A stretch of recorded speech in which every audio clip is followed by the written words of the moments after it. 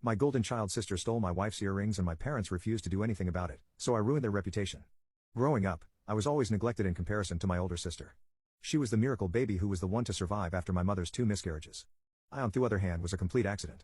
This caused my parents to heavily favor her, and my sister relished in this favoritism as often as she could.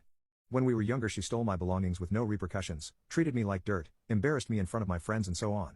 My parents also played a heavy part in all of this. Her birthdays were way more extravagant. She would even get presents on my birthday. My parents attended her special events and not mine, so on and so on. Needless to say, this caused a huge rift in between us when I moved away for college when I turned 18. I was now no contact with them, and my mental health improved a lot due to this. In college is where I met the love of my life, Cindy. She was in one of my classes and we clicked very well. I developed a major crush on her quickly, and worked up the courage to ask her out. She agreed on a date and here we are, 7 years later, happily married.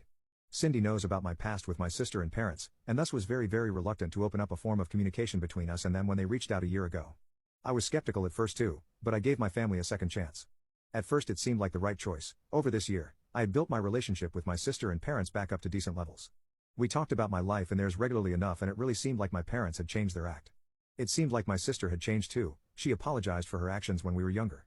Our relationship became so much better. In fact, my parents and sister asked me if they could come over during the holidays to meet Cindy. Considering they were not invited to our wedding or anything, they had not met her. I discussed their offer with Cindy and she was firmly against it. I'm ashamed to say I fought Cindy on it. She said she had a bad feeling about it and told me that meeting up with them was a bad choice. She always had amazing intuition about these things and I should have listened. I'm such an idiot for not. Via stubbornness, I convinced Cindy that everything was okay and there was no harm in meeting my parents, and she reluctantly gave in. I let my parents know they could come over and they did. They arrived next weekend, and when I opened the door for them I was astonished to see that they had not changed much in the past 7 years. I saw my sister too, who did not want to be there as much as my parents. Nonetheless, I welcomed them in and introduced Cindy to them. We all sat down for dinner and caught up. We all strayed away from the topic of how neglected I was as a child and rather made small talk, catching up on mom and dad's business, my sister's college studies, and so on. There was only one point in the dinner when we were close to having an argument. That happened when my sister insulted the food Cindy, but Cindy quickly put her in her place. My sister tried to argue, but I shut her down too. She looked to our parents for help, who stayed silent, and my sister was visibly shocked by the fact our dear parents were not coming to her aid immediately like they always did. Shortly after this, perhaps 10 minutes later, she excused herself to go to the bathroom, and came down maybe 2 or 3 minutes later. The rest of the dinner went well and we said our goodbyes. After dinner my wife and I discussed the whole thing and came to the conclusion that my parents had possibly changed, but my sister was as insufferable as ever and there was no way we could have contact with her. That's when my wife went upstairs and left me downstairs, telling me to put on a movie and that she'll be back down in a minute. A minute later I heard her frantically making noise upstairs. Whatever was going on was very serious, as I could tell she was turning the room upside down.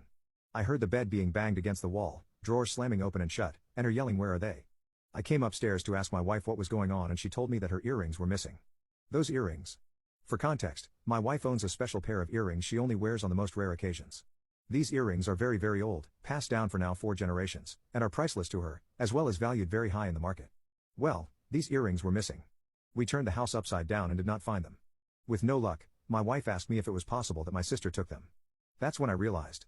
After getting angry that Cindy shut her insults down, she went upstairs. My wife had left the earrings on the nightstand.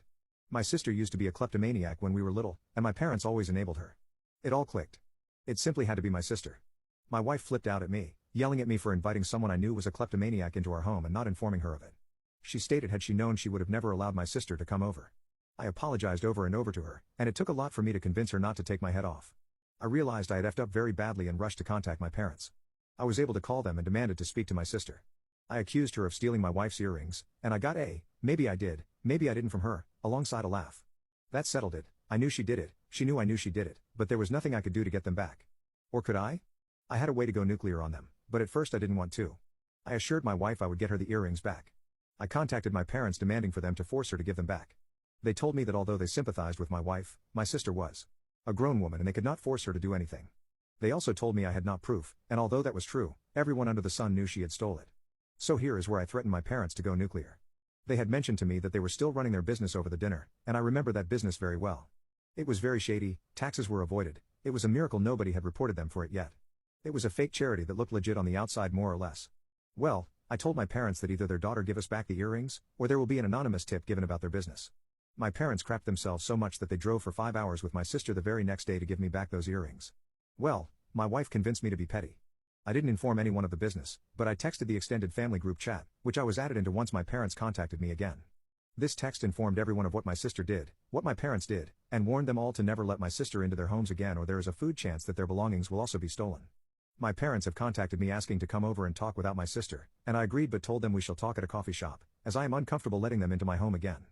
My wife did not want me speaking to them, but as far as I am concerned, they're dead to me. I'm only going to talk for closure.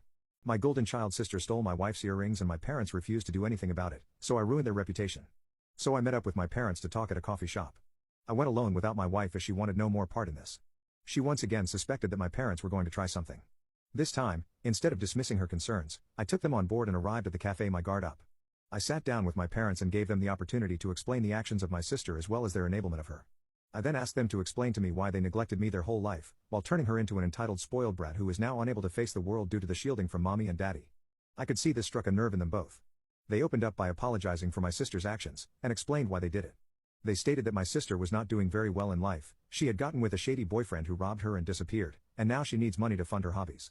That's right, not to fund school or rent, because of course mom and dad are letting her live rent-free and paying for college, but rather for her hobbies, which are mainly just shopping.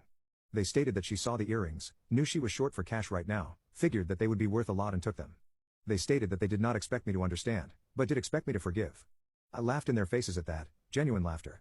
I told them I could not believe their stupidity. They were expecting me to forgive my sister, the same sister who has treated me like dirt my entire life, forgive her for stealing my wife's family heirloom so she could fund her shopping sprees. What an effing joke. They visibly got angry at me as I was still chuckling to myself. Throughout the entire conversation, I would just start laughing and mutter effing shopping to myself. This was seriously starting to tick them off. So much so, that they ended up leaving after about the 6th time I laughed to myself while they were talking. As they were leaving I told them to never contact me again, and if they do, I warned them that I'm not afraid to report them to their authorities. They left visibly angry. I came home and talked to my wife about it, and she laughed at the explanation too. We have made the decision to cut contact with all of them, and it is definitely for our own good.